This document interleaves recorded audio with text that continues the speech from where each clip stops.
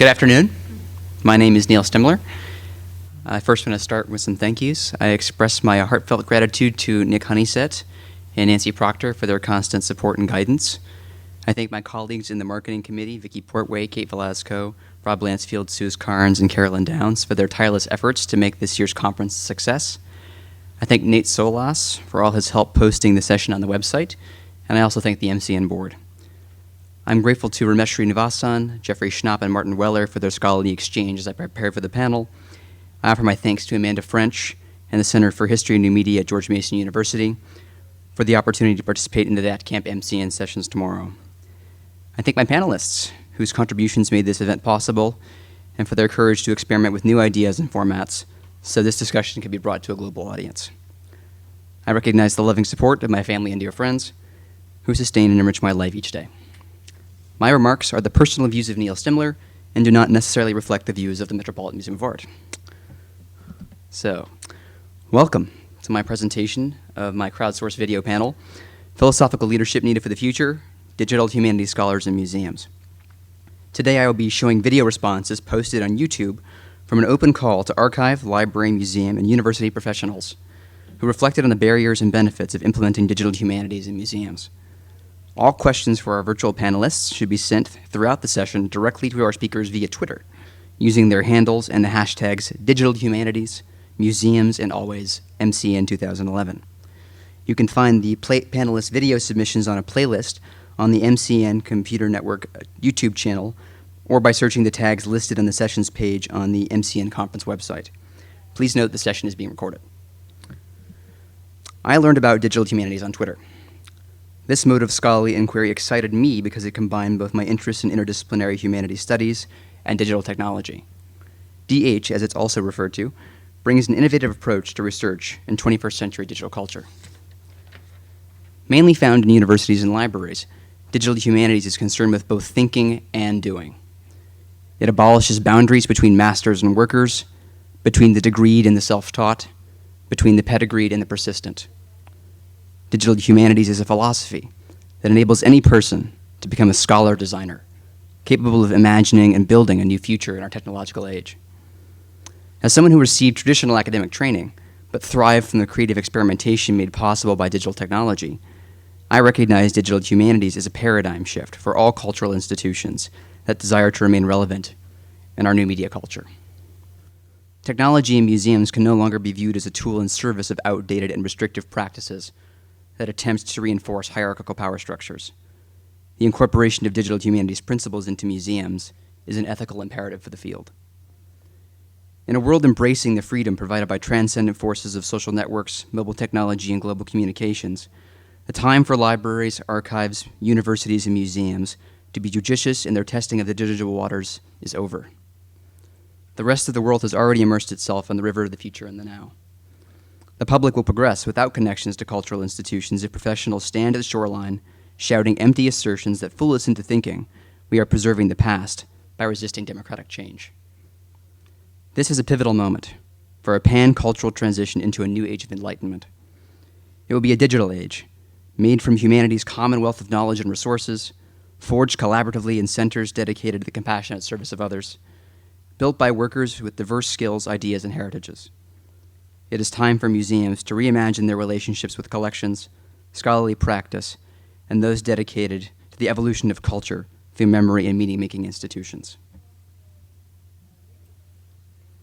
So here are all of our panelists. You can begin tweeting them now as you like. Each panelist's name will also be shown with their video presentation as well. And here are some of the tags you can use throughout the session as well. So our panelists were asked to consider the following questions.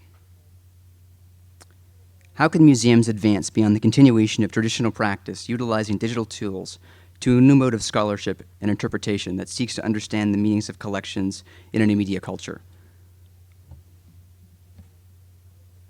2, what is required of museums to establish digital humanities research centers within the framework of existing institutions? And 3, why might interdisciplinary and non-traditional scholars from outside the established professional ranks make the best leaders for a needed inspired change in the philosophical direction of museums? let's go to our panelists.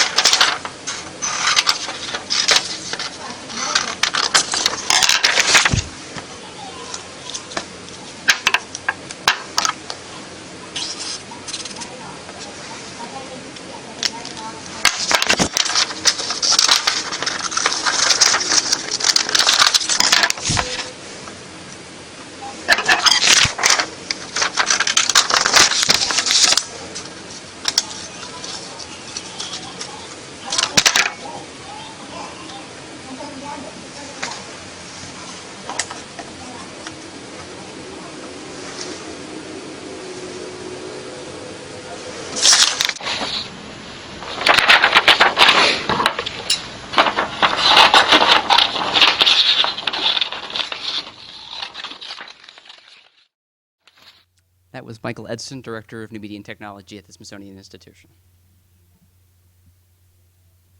And now we have Lori Phillips from the Children's Museum of Indianapolis and also Wikipedian and a good friend and colleague. And a special guest with her son Teddy. I'm Lori. Hi, I'm Lori, and this is Teddy. Say hi, Teddy. Hi. How old are you? 3. Do you like museums? Yeah. What museums do you go to? Wikipedia Museum. Do you go to the Children's Museum? Mm-hmm. What do you see there? Dinosaur bones. Do you have one to show? Mm-hmm. Show them your dinosaur bone. Lift it up really good. The Edmontosaurus. What other dinosaurs have you seen there?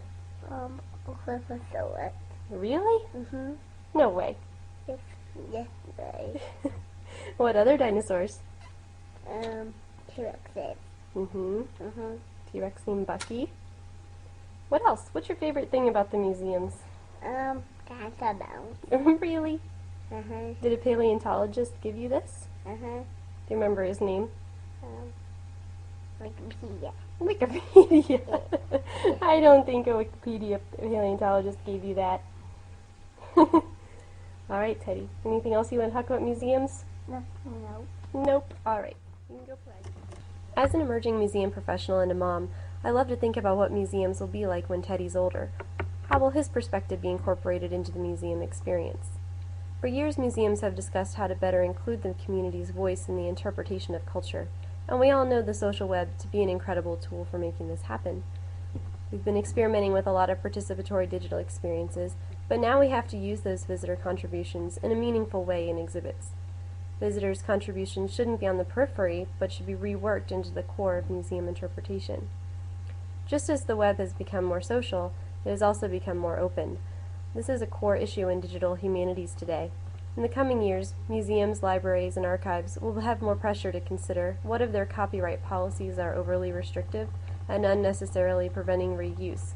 Museums will need to reconsider the role of control versus stewardship in order to remain relevant and accountable to the public. Everyone will need to address these shifts in expectations, and museums need to be more deliberate in working together with libraries and archives and universities rather than working in a vacuum. The museums who will thrive will be those that work more closely with universities' archives and libraries in much broader contexts than the typical one-off projects and programs. To make these changes, I don't think it's necessary to diminish the role of those professionals already in the field. I regret the negative view of museum studies graduate programs. It's useful for up-and-coming museum professionals to have a solid foundation in the theories and issues present in the field. My museum studies program introduced me to the landmark articles in our field that are moving us forward, and led me to connect with the museum professional community in ways I never would have on my own. That's not to say that unique perspectives don't have their place, but it should not be at the expense of those with strong theoretical backgrounds in museum studies. Together, we can contribute we can all continue to build on the conversation and progress. Work for now. So this is Ryan Anthony Donaldson. He's an archivist in New York for a Realty Company and also the social media coordinator for the Archivist Roundtable in New York City. Greetings. My name is Ryan Anthony Donaldson, and I will be participating in the crowdsourced video panel entitled Philosophical Leadership Needed for the Future, Digital Humanities Scholars in Museums. And that will be part of the 39th Annual Museum Computer Network Conference in Atlanta, Georgia, November 16th to 19th. I currently am the Communications and Outreach Coordinator for the Archivist Roundtable of Metropolitan New York, and I also work as an archivist for a real estate company in New York City. I have the Twitter account at Rye Archives, and I also co-manage the Archivist Roundtable Twitter account, which is at ArchivistRT. I will be answering 3 questions that were sent to me by Neil Stimler, the moderator and organizer of this panel. The first question is, how can museums advance beyond the continuation of traditional practices utilizing digital tools to a new mode of interpretation that seeks to understand the meanings of collections and scholarship in a new media culture? Museums have built trust with the public through respecting and asserting the authenticity of historical objects, and thus engage in a tradition of public service. The AAM Code of Ethics states that museums are, quote, organized as public trusts, holding their collections and information as a benefit for those that they were established to serve, unquote. Today's media culture, and whether it is new or not is another matter, includes a generation growing up with Apple and Google products and the complementary computer devices, and their parents are modeling similar behavior to them with these products as they all seek to understand and receive information and communicate with one another. To help respond in service to the public, as well as benefit them today, museums are asked to look within themselves and their walls and utilize digital tools along with refining strategic plans to meet and hopefully exceed the expectations of new audiences and constituencies. Museums find themselves in an unparalleled and unique position to demonstrate the presence of the past and the value of authenticity. Museums are challenged because managing perceptions of authenticity requires a thorough understanding of audiences' expectations, beliefs, and preconceptions. In terms of today's media culture, these matters and metrics can be rapidly evolving and seemingly inconsistent.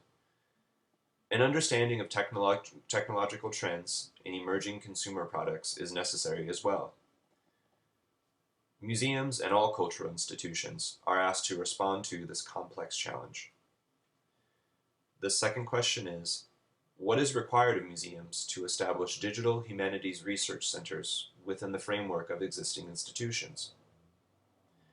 In my view, this program seems to provide a needed testing grounds for a collective set of individuals to engage in the work of digital humanities. I would think that to ensure success, museums would be required to connect their current and future audiences with programming that leverages digital tools and museum events that draw from and respond to media culture.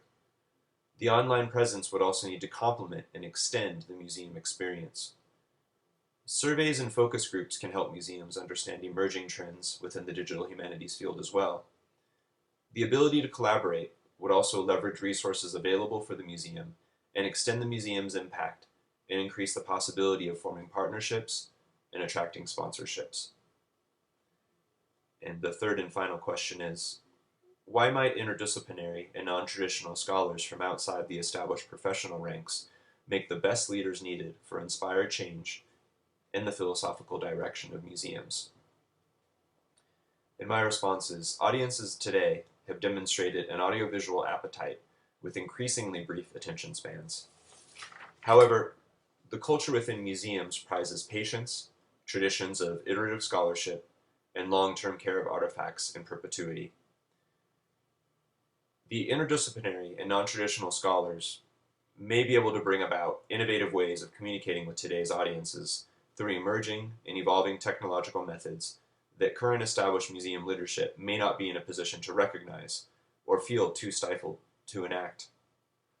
Working with them would help provide the ability to engage with audiences in new ways, as well as becoming more relevant.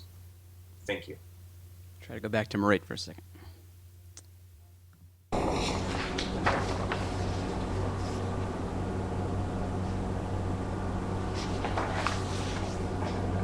This is Alina. She's a digital native and she's smart. She's already playing around with these. Who knows what tools she'll have at her disposal as she grows up. I like to think of her as a non-traditional scholar from outside the professional establishment. When we go to the museum, she doesn't do this.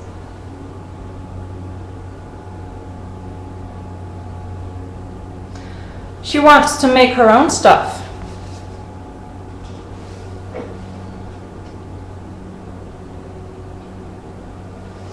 This way she's learning new skills and getting new insights into herself and the world around her. Day by day she's becoming a scholar in her own life. And like we all do, she's looking for inspiration from what others have made before her. That's what collections mean to her.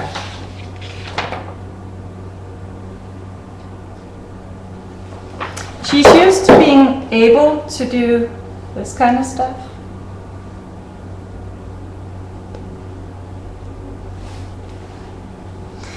I hope we don't expect her to grow up to be interacting with museums in this way. Thank you.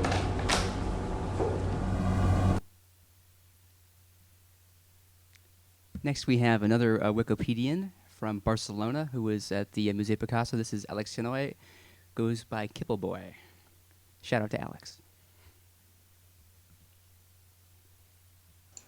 Hello, I'm Alex Hinojo, an emerging museum professional from Barcelona and also a Wikipedian specialized in working with cultural institutions. This video is part of the 39th Annual Museum Computer Network Conference Panel, Philosophical Leadership Needed for the Future, Digital Humanities Scholars in Museums, led by Neil Steimer. So, question first. In my opinion, museums can only advance by opening their doors to share their accumulated knowledge with the world. Communication is all about telling stories, and museums' collections are plenty of them. They must let people explore their collections and discover all these great treasures hidden inside, not only the highlights. So, question 2. First thing required is a true interest. It's necessary to create a profitable mid-term relationship that should be useful both for the institution and the people involved in the project. So, question 3. Maybe museums have focused too long only inside, comparing themselves only to other museums, while society has started several important changes. It's called the belly button effect. People coming from another sectors can bring some brand new fresh air to the cultural sector with new points of view.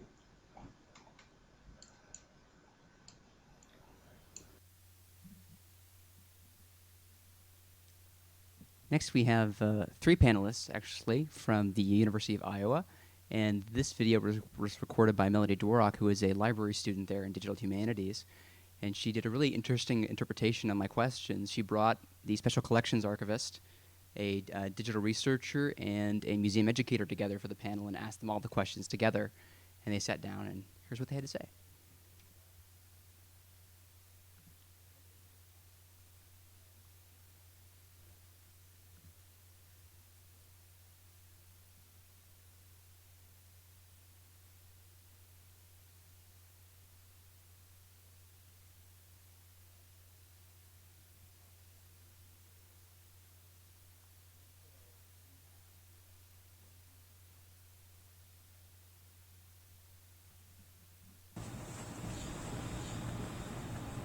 I think that museums and archives can advance beyond traditional modes and methods of digital tools by trying them out. Actually, by trying different digital tools out. For example, at the Old Capitol Museum, I don't think that we would have toyed with the idea of getting iPads for a new exhibit if we didn't have a student interested in making a website that was accessible to an iPad or that could be shown on an iPad, and that was really interested in working with the tools. And then we just thought that might be a great idea for another exhibit like down the road. And so incorporating new tools, trying them out as much as possible, being open to failure, I think, is important. However, I mean, being very careful about it. You don't just want to fail, of course. But approaching new practices with an open mind, I think, is really important. So I think from the library archive side of things, one of the things that we could do in terms of new modes of interpretation is to actually get more comfortable with the fact that we can do some of that interpretation. That rather than just sort of being a place where we absorb all this stuff so that others can use it, which we will still do, we can recognize the fact that we've developed these really large, very complicated databases, collections of information about historical resources, about books, about archive collections, and that we can interpret that. We can step back from the individual pieces and look at the mass of information that we've put together over many, many decades and start to analyze it and interpret it, which I think would then possibly open up new ways to understand the things that we have.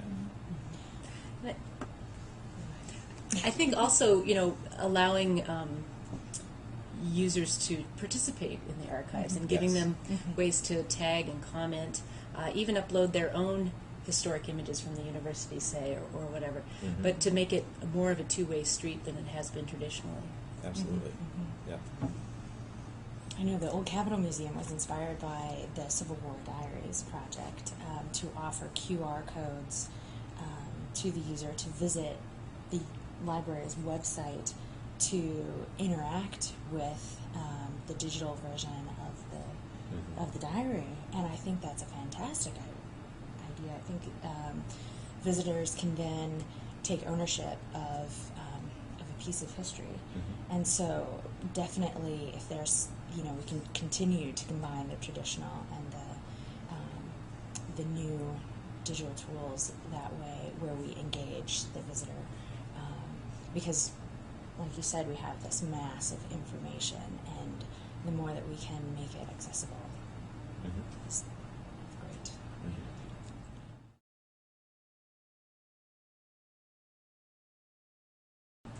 I think that you have to have really strong collaborations with researchers, that you can't go and build this in isolation, that you may have the collections and the expertise about the collections, but that it really needs to be done in close partnership with humanities scholars and with technologists, and so that you have this sort of wonderful trio of expertise that can come together and jointly develop this center and bring the associated buy-in from those three corners of campus. I think one of the things about the process that's really great is that it is within the framework of existing institutions, but it's a way to bring people together around an idea, project, a concept that didn't always happen in the past, whereas now just the whole concept of a research center, you have to have people with different skills and different backgrounds coming together to work on a common project. And that's the sort of thing that we talk about a lot, but going through the process of setting up a center, it actually does it. You have to have people coming together, or else it just won't work. And I think definitely creating that sense of community, or kind of referring to having multiple talents, multiple people working together is really important, and the willingness to collaborate and to continue on a project, I think, is extremely important. So. And I think that beyond just setting up the technology and the website and that kind of thing, you need to do community building, and that's public engagement, talks, workshops. You have to nurture the community so that everyone can begin to take advantage of the center.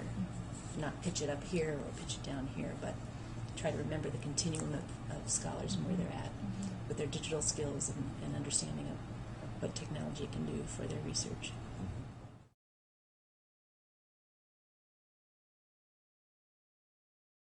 From my vantage point in special collections, and I think from a museum perspective as well, we're dealing with non-traditional scholars and people from outside established professional ranks all the time. This is not new. So, and I think that is often the place from which ideas about direction come from.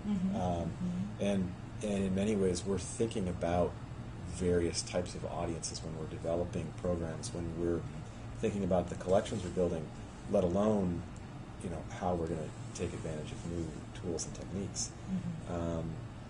I think, even mentioning something as simple as QR codes, we're doing that for non-professionals, more than anyone else. But it's a way in which a practice can come along that gets incorporated into what we do.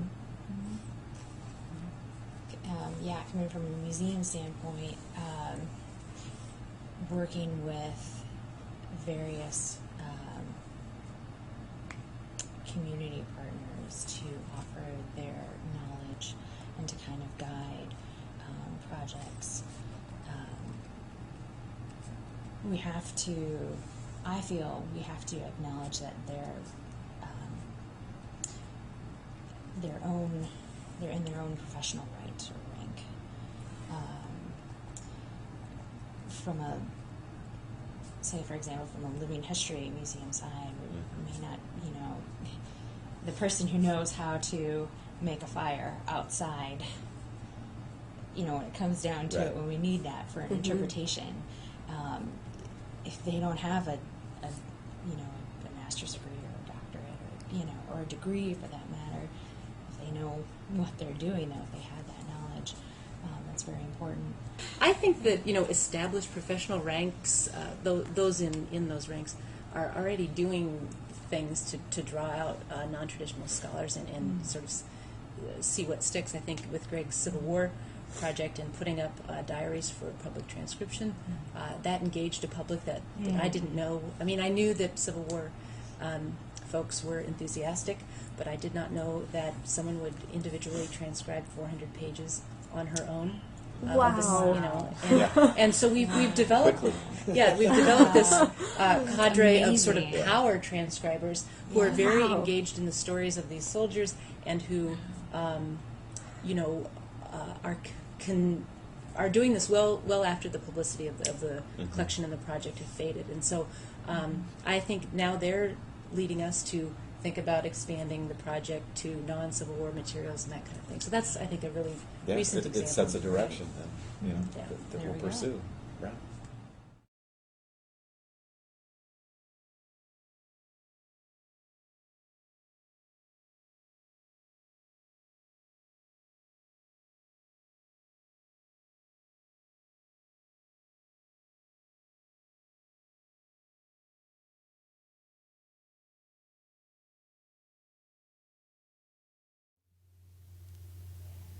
Our next panelist is Micah Vandergrift from from Florida. He was also in Brooklyn for a while, working at the Brooklyn Public Library and doing a project in conjunction with the Brooklyn Museum. He has the blog Hack Lib School and is a great innovative guy on the job market if anyone's interested.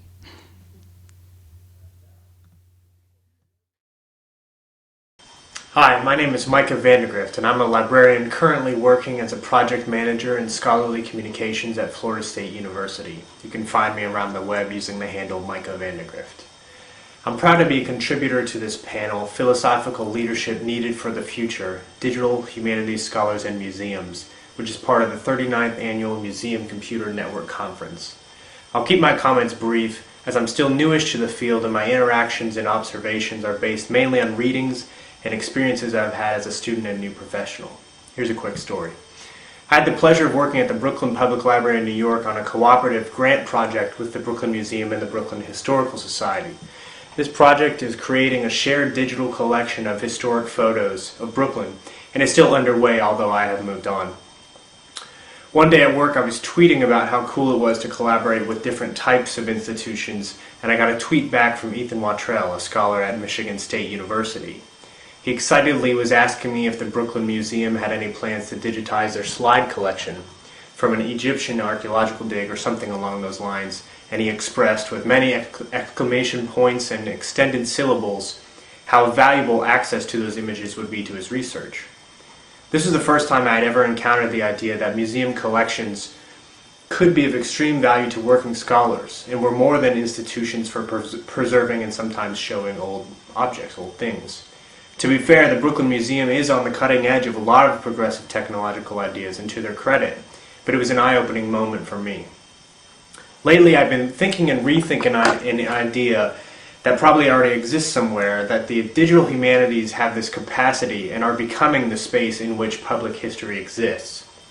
For now, we're seeing this enacted from universities outward, digital humanities centers building tools, using databases, creating visualizations, and opening up worlds of knowledge compiled and organized by scholars, librarians, archivists, and others. As the predominant institutions of public history, it would seem that museums and historical societies would naturally follow suit, opening up collections, creating collaboration, and generally working to deepen their connection with the public, and also scholars who are beginning to expect access to all these institutions have to offer.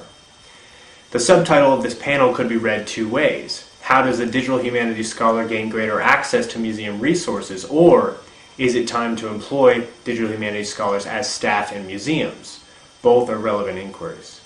As an early career librarian, I prefer not to give advice to my superiors on how to move forward, but perhaps I can offer some insight from my perspective as an interested party. Public history institutions have an incredible opportunity to continue to evolve and engage the public with capital P, and the key, which is continually echoed in digital humanities circles, and this is my first point, is being open to new collaborations. Project Chart, the previously mentioned project that I worked with at the Brooklyn Public Library, in my mind is a great example of this, bringing together different types of institutions who all essentially have the same goals to work together on providing meaning to objects through and across the digital space we share. Secondly, developing these collaborations may require some non-traditional efforts. We talk a lot about silos in the university between departments, colleges, administrative offices, and in my experience, those same divisions exist in other types of institutions too. Beginning to think outside of those boundaries and imagine projects that incorporate different types of skills and giving teams a space, physical or otherwise, to have conversations and begin to learn how to speak one another's language will open opportunities that we haven't yet imagined. Practically, I'd love to see museums and libraries, to that end, free up some percentage of work time for motivated employees to really start to explore their interests. That'd be the kind of structural change that would begin to avail digital humanities work to be done in these kind of institutions. Lastly, I think it's clear that folks who will be interested in this type of work, collaborative, broad-reaching digital projects, will be unique. But good news from a recent library school graduate, myself, there are plenty of soon-to-be graduates with skills ranging from technical expertise to amazing depth of knowledge on a variety of topics, and many of them are more than prepared to be innovative. So, and this is where I will offer a piece of advice, hire someone with good ideas. Hire someone who expresses interest in digital humanities but may lack some skills that they can build up. Set up a table at a job fair at a local school and start mining schools in your area for computer science students, communications and new media folks, digital historians, or a good old-fashioned liberal studies major. I think it's time to acknowledge that much of the innovation and progression that we're hoping for in museums, libraries, universities, government, will come from non-traditional, think outside the box types. And luckily, they're out and about now. If there's one point I'd like to get across about what I see as the key to adapting the philosophical leadership in museums, it'd be this. The power structures are changing. Hire good, interesting people with big imaginations and trust and support them to do good, interesting work with your stuff. Thank you very much and goodbye from Tallahassee, Florida.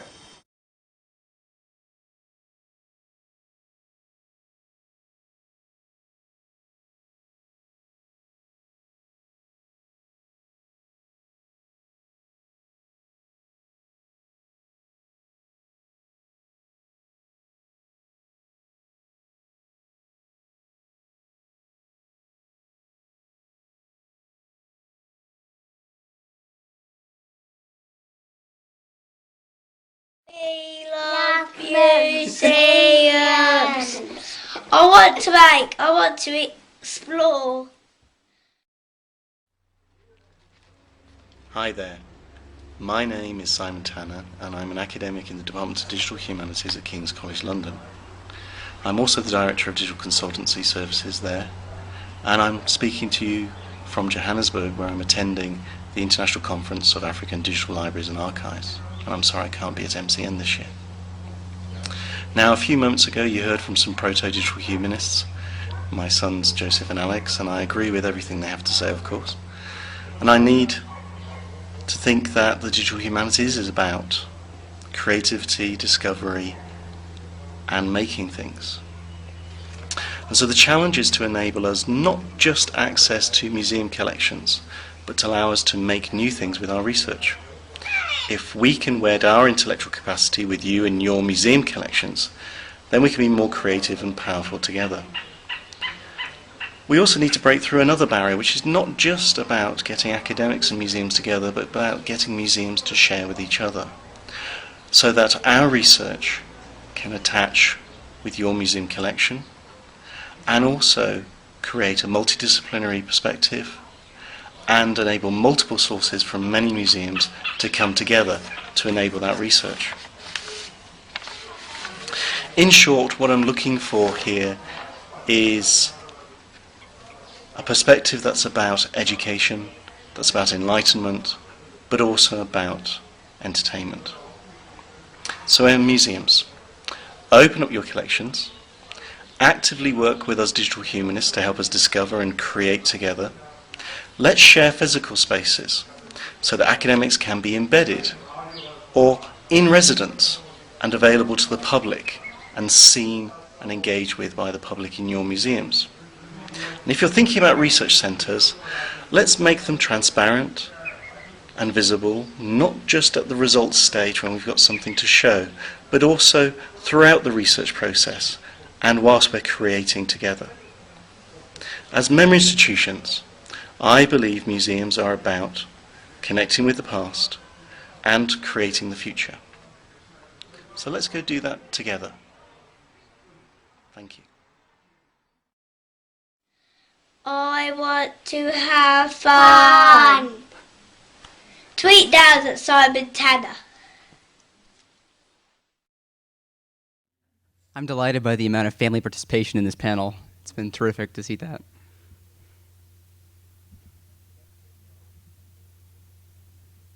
And so for my closer today, I am delighted to present Nick Honeysett, who is the head of administration at the J. Paul Getty Museum.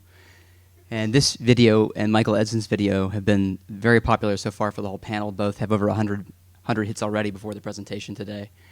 And Nick's video has been picked up by several blogs as well, so it seems to be a fan favorite.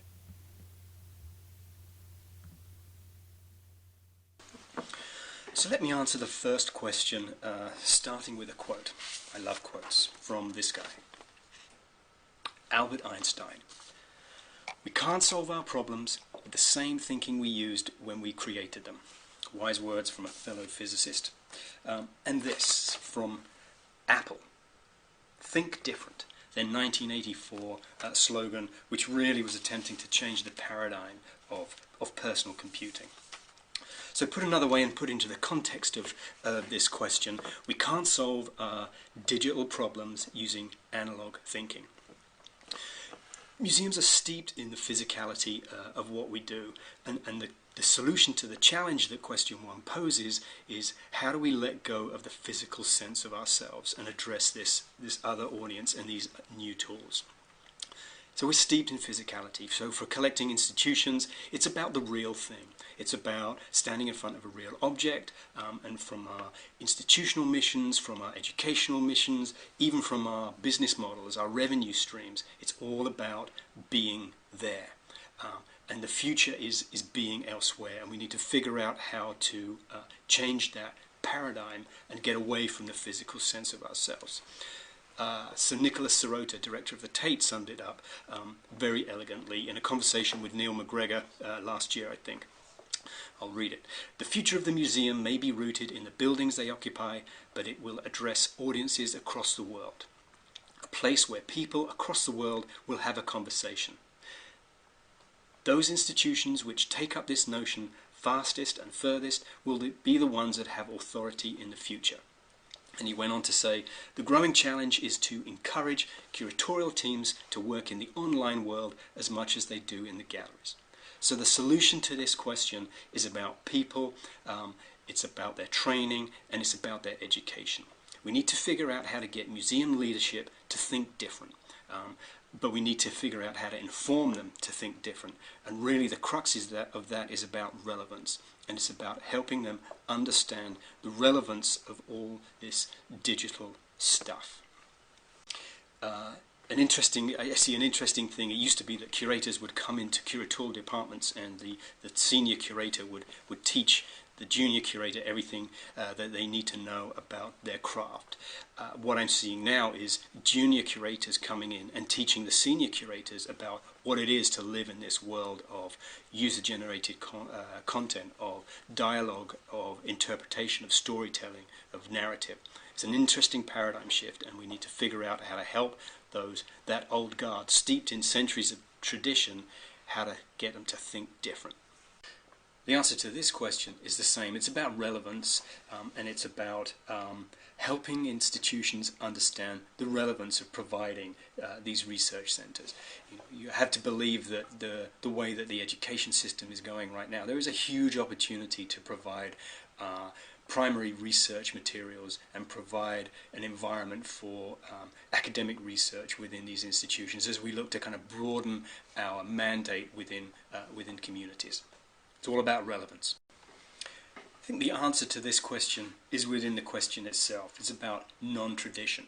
If you want to get people to think different, if you want to inspire people to change, you need either a carrot or a stick. A carrot would be interdisciplinary people, the non-traditional scholar, people with expertise within and without the culture. But also the stick, there are some huge economic pressures coming down the pike for our industry, as it were, and I think these may help to inspire creativity and innovation. But I much prefer it would be the carrot approach, and to bring in a diverse set of intellectual skills and conversations that would help stimulate this change.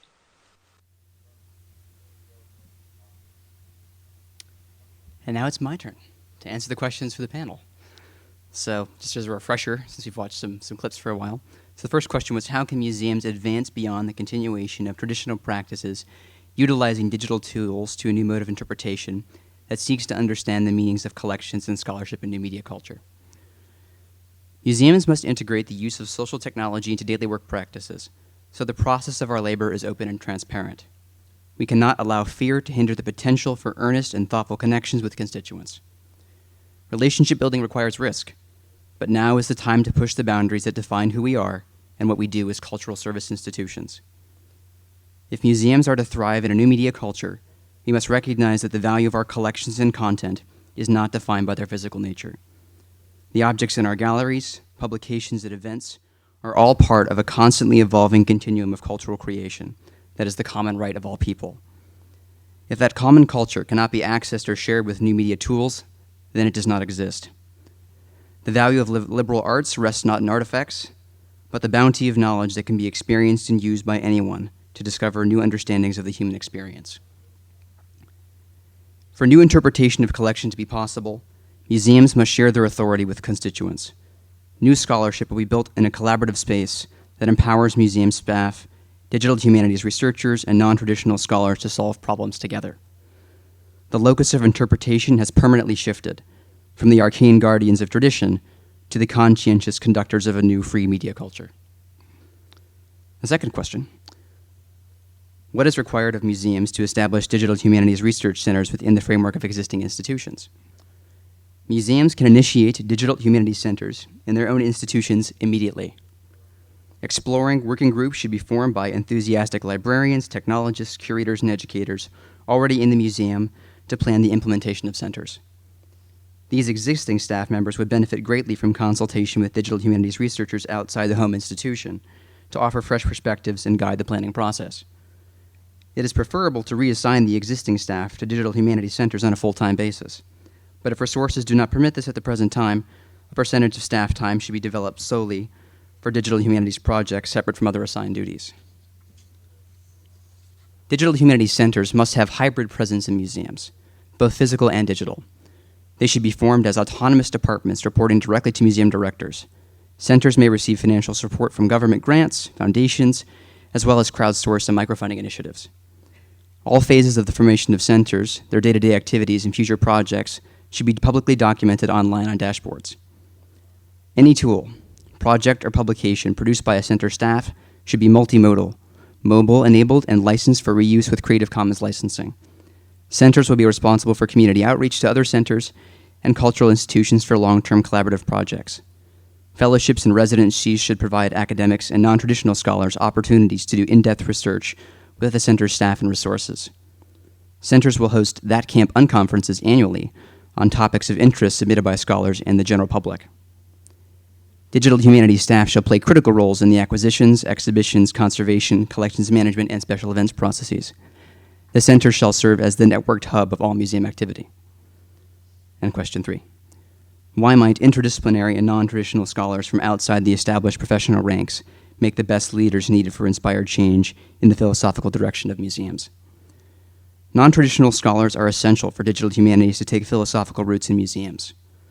Although museums may have interested staff within the institution, museums will not succeed in transforming their essential identities from keepers of things to distributors of and makers of knowledge without help of outside collaborators. Non-traditional scholars are a global resource that offer new insights and direction for the field. Who are non-traditional scholars? They have interdisciplinary interests, diverse and technological skill sets, a passion for creativity and innovation, and they emerge from a myriad of social and cultural backgrounds. Non-traditional scholars may not have advanced degrees or any academic degrees at all for that matter. Museums cannot measure their contributions by existing academic standards. The proof of non-traditional scholars' value is in the very work they produce, whether it's a blog, an ebook, a data visualization, or an open database system. The most important aspect of non-traditional scholars is their ethical orientation towards openness. Learning from others, exchanging stories, exploring new ideas, and making work that can be used without hindrance to the creativity of others are core principles of openness. Non-traditional scholars are willing to make sacrifices in the service of others. In word and in deed, they are the agents of the philosophical change that is revolutionizing humanity in the digital age. Thank you.